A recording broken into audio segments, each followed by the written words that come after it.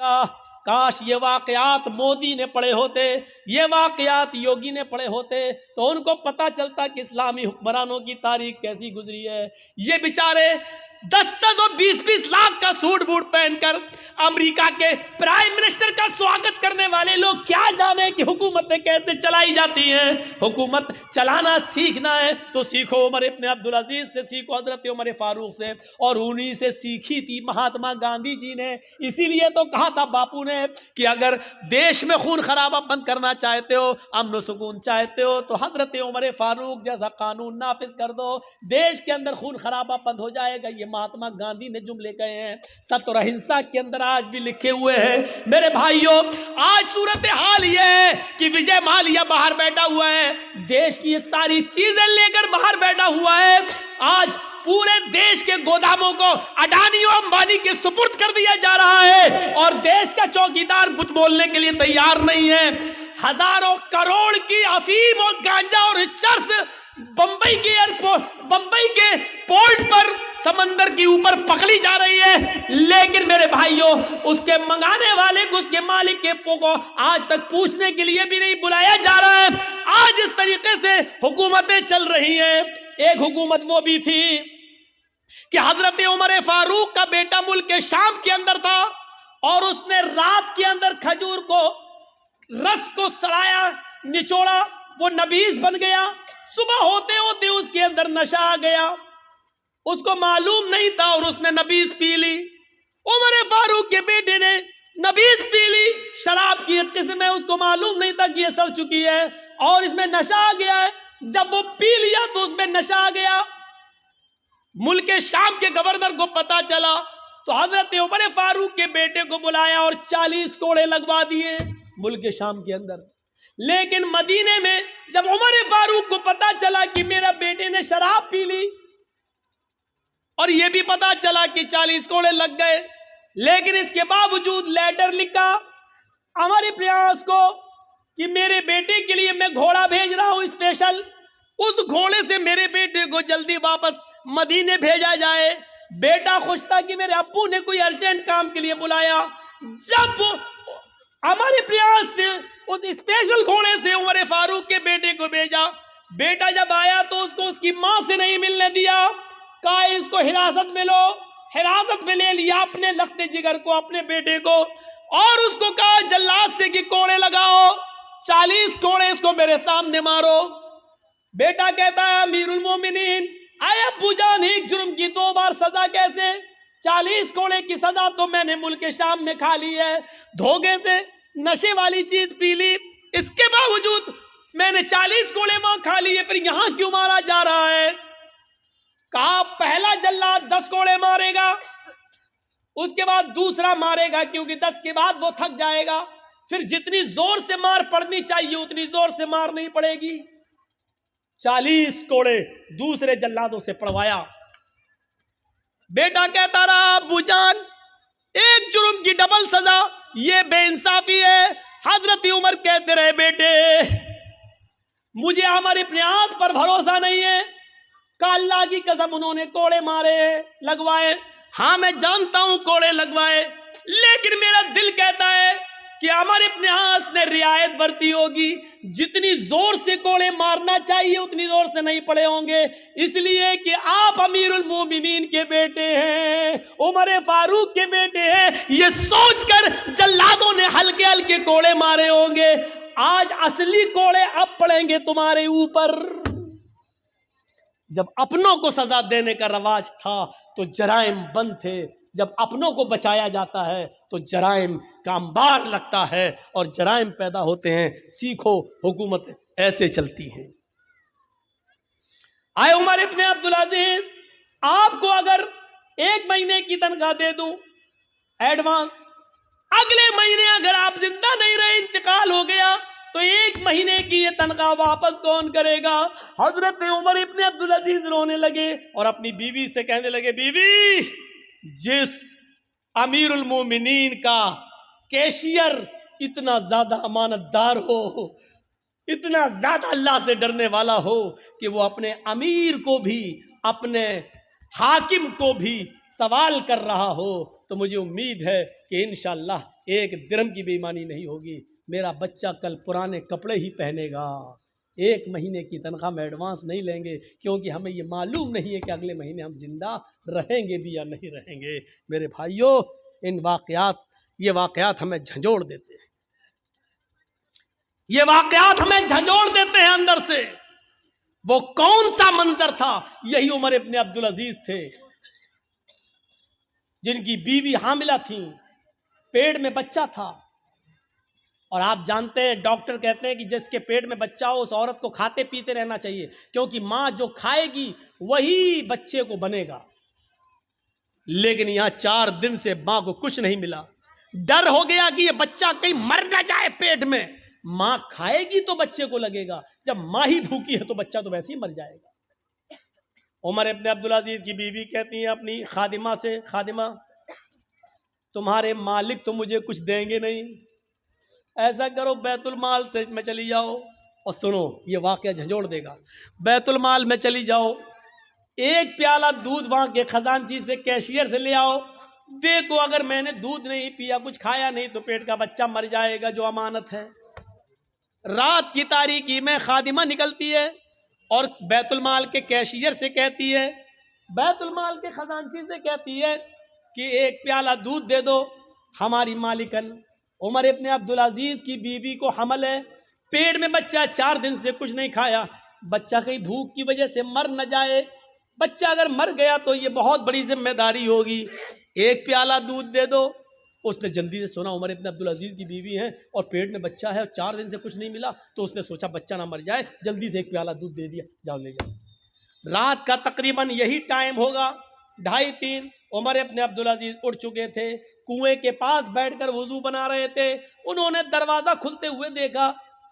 थोड़ी देर के बाद देखते हैं कि एक औरत, हमारी खादिमा, चादर में कुछ छिपाए हुए चली आ रही है। उमर इब्न अब्दुल अजीज ने देखा कि वो मेरी बीवी के कमरे में चली गई। ये पीछे से कमरे में जाते हैं तो कहते हैं कि तुम कौन? कहा मैं आपकी खादिमा। क्या दे रही हो मेरी बीवी को? क्या देखते हैं कि मेरी बीवी के हाथ में दूध का प्याला है। उमर इब्न अब्दुल अजीज ने कहा, तुम्हें उस जात की कसम जिसके कब्जे में हम तुम दोनों की जान है, जब तक मुझे हिसाब न दे दो कि ये दूध कहां से आया, मैं तुम्हें पीने की इजाजत नहीं देता। उमर इब्न अब्दुल अजीज की बीवी ने दूध का प्याला रोक लिया। कहा अमीरुल मोमिनीन, मेरी नीयत पे शक मत करिए, 4 दिन से सिर्फ पानी पी रही हूँ, खाने पीने को कुछ नहीं है। आपकी अमानत मेरे पेट में पल रही है, अगर ये भूखी रह गई, अगर मुझे कुछ नहीं मिला तो इसकी भी परवरिश नहीं होगी और ये पेट में मर जाएगा। इसलिए मैंने 1 प्याला दूध बैतुल माल से मंगवा लिया। फरमाया मेरी बीवी, बैतुल माल के 1 प्याला दूध को लेने के लिए हमें बैतुल माल के सारे मुसलमानों को जमा करना पड़ेगा। जब वो हमें खुशी खुशी इजाजत दे दें कि 1 प्याला दूध तुम अपनी बीवी को दे सकते हो, तब तुम्हारे लिए जायज होगा। बिना उनकी इजाजत के हम तुम्हें दूध नहीं दे सकते। का अमीरुल मोमिनीन, आपने इतने दिन खिदमत की है, क्या आपको इजाजत नहीं देंगे? देखिए मुझे डर है कि ये बच्चा कहीं मर न जाए, इसलिए मुझे पीने की इजाजत दीजिए। अच्छा चलिए उधार ही सही, जब आपको तनख्वाह मिलेगी तो 1 प्याला दूध वहां वापस कर दिया जाएगा। उमर इब्न अब्दुल अजीज कहते नहीं नहीं, ये बिना इजाजत के दूध लिया गया है, इसलिए इसको भी लेने के लिए इजाजत लेना पड़ेगी। ये दूध यहां लाओ। सब छीनने लगे तो बीवी देना नहीं चाह रही थी और कसम देकर कहती है, आपको अल्लाह का वास्ता 1 प्याला दूध पीकर इस बच्चे की जान बचा लेने दीजिए मुझे। उमर इब्न अब्दुल अजीज ने दूध का प्याला छीन कर दोनों हाथ उसके छोड़ दिए और छीन ही लिया और अपने हाथ में लेने के बाद कहा, हरगिज नहीं। कहा अमीरुल मोमिनीन, फिर आप यकीन कर लीजिए कि ये बच्चा मर जाएगा, यकीन कर लीजिए कि ये बच्चा मर जाएगा। उमर इब्न अब्दुल अजीज ने कहा, अगर ये प्याला तुम्हें दे दूं तो? कहा फिर इस बच्चे के बचने की उम्मीद है।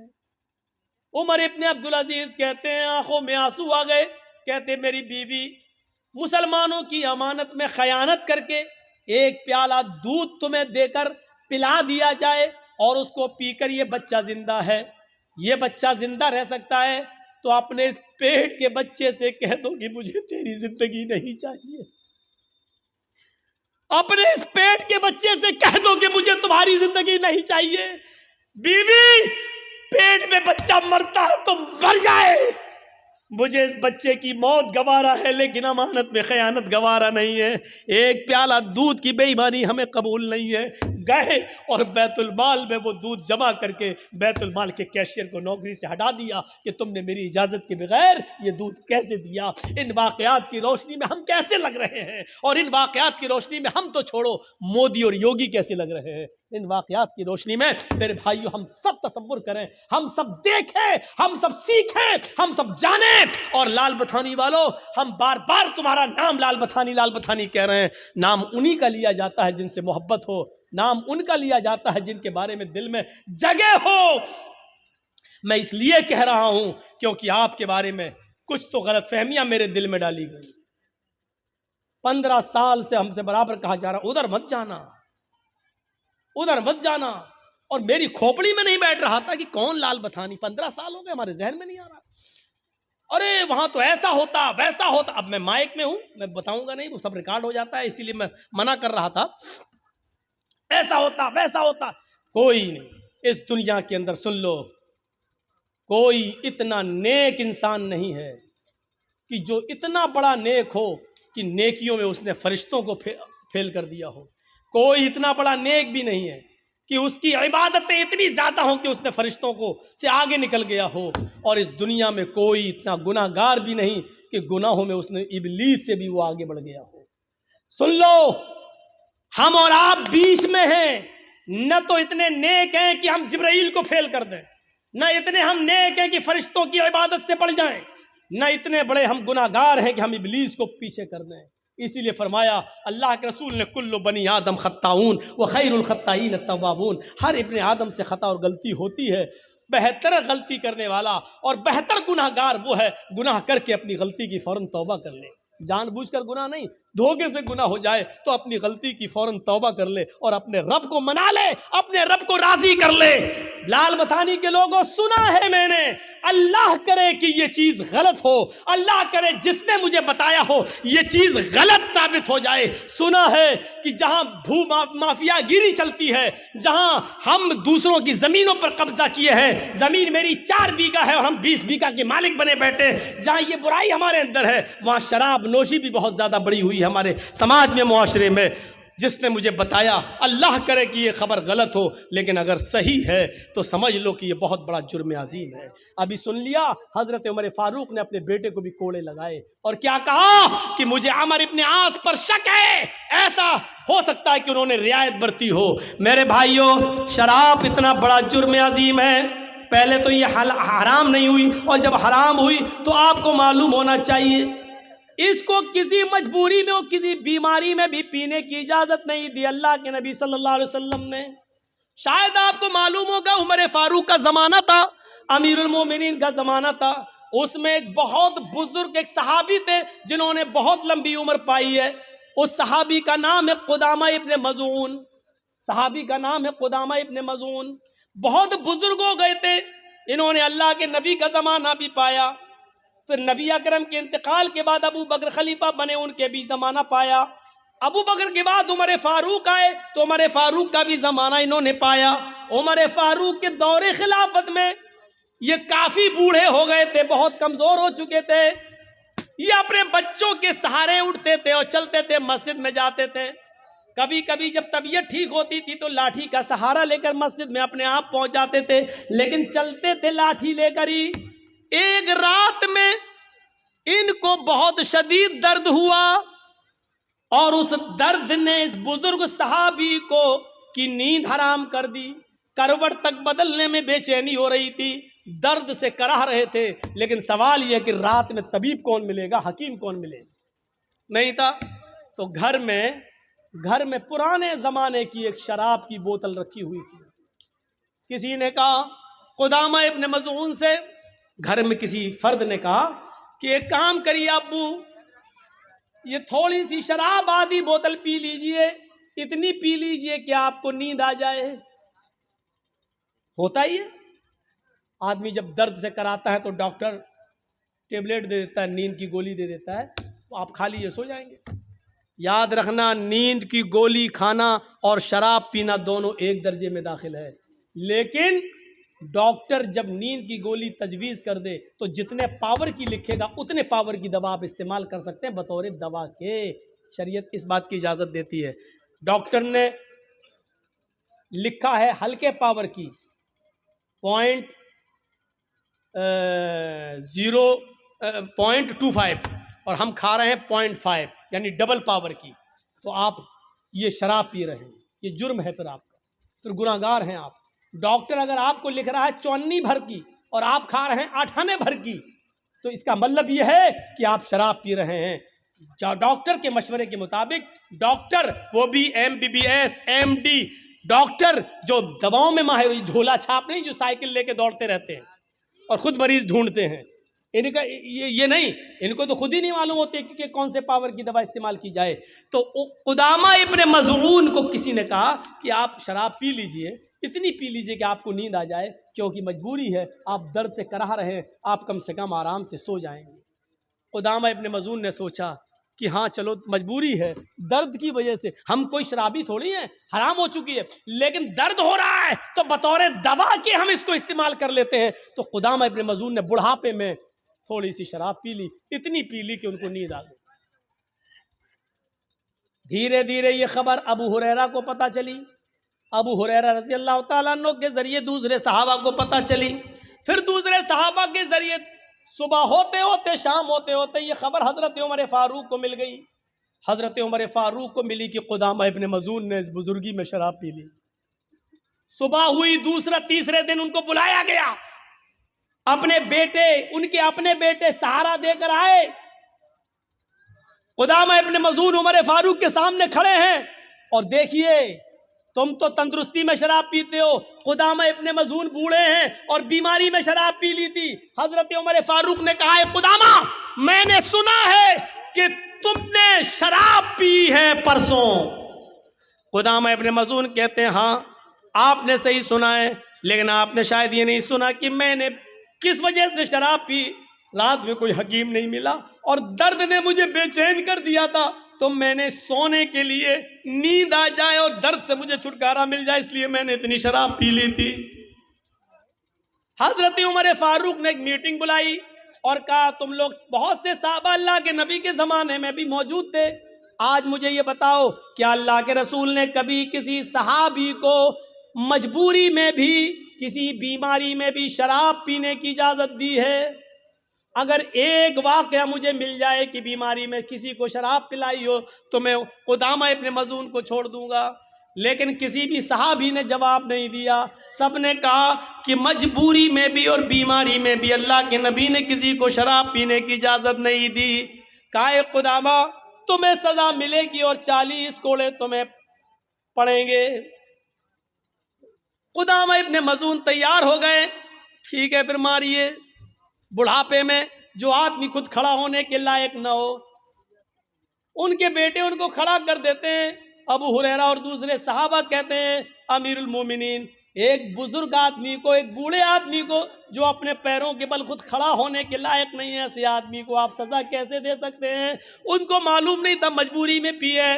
हजरत उमर कहते हैं अबू हुरैरा अपनी बात अपनी पॉकेट में रखो, या मुझे मजबूरी में शराब पीने की कोई दलील दे दो कि अल्लाह के रसूल ने कभी किसी को बीमारी में शराब पीने की इजाज़त दी हो, और जब तक ये दलील नहीं दोगे मैं किसी की बात नहीं मानूंगा। तो फिर मीटिंग होती है और उस मीटिंग में ये होता है, आए अमीरुल मोमिनीन, सारे सहाबा कहते हैं अमीरुल मोमिनीन एक बात है, सज़ा मिलनी चाहिए इनको, चलो मैं भी कहता हूँ मारो, लेकिन अभी ये बीमार हैं, अभी चलने के लायक नहीं है, बिस्तर पर बैठकर नमाज पढ़ रहे हैं, दवा इनकी चल रही है, हफ्ता 10 दिन की इनको मोहलत दे दो, थोड़ी सी ताकत इनके अंदर आ जाए, जब ये अपने से लाठी लेकर चलने लगे तब इनको 40 कोड़े मार देना। अभी बेचारे चलने के लायक नहीं है, कल तो इनको दर्द ही हो रहा था और आज ये बेचारे अपने बच्चों के सहारे पर खड़े होकर यहाँ तक आए हैं। हजरत उमर फारूक ने कहा सॉरी, मैं तुम्हारी इस पेशकश को भी नहीं मान सकता। मान लो मैंने इनको 10 दिन की मोहलत दे दी, 15 दिन की मोहलत दे दी, एक मुजरिम मेरे सामने खड़ा है और मैंने उनको 20 दिन की 10 दिन की मोहलत दे दी, लेकिन उस मोहलत से पहले मैं ही इंतकाल कर जाऊं तो कल क़यामत के दिन मैं अपने रब को क्या जवाब दूंगा? जब मेरा रब कल मुझसे पूछेगा मुजरिम मिल गया था फिर तुमने सज़ा क्यों नहीं दी, उसकी सज़ा को मुलतवी क्यों कर दिया, ये सज़ा आज ही मिलेगी। और फिर हज़रत उमर फारूक ने दो लोगों के सहारों पर हजरत कुदामा इब्न मज़ून को खड़ा कर दिया और उसी बीमारी के अंदर उनको 40 कोड़े मारे गए। 40 कोड़े पड़ने के बाद कुदामा इब्न मज़ून की हड्डियां इतनी कमज़ोर हो गई कि फिर वो 1 साल 1.5 साल 2 साल जितने दिन जिंदा रहे फिर वो लैट्रीन बिस्तरी पे किया करते थे, फिर वो खाना बिस्तर पे खाया करते थे, फिर वो पूरी जिंदगी बिस्तर से उठ नहीं सके और मस्जिद में नमाज पढ़ने नहीं जा सके। उनकी फिर पूरी जिंदगी की नमाज मस्जिद के अंदर ही, घर के अंदर बिस्तर पे हुई और उनके घर वालों ने उनको उसी बिस्तर पर लैट्रीन कराई है, फिर उसी बिस्तर पर उनका इंतकाल होता है। ये सब कुछ बर्दाश्त कर लिया, लेकिन हजरत उमर फारूक ने उनकी सजा मुलतवी नहीं की।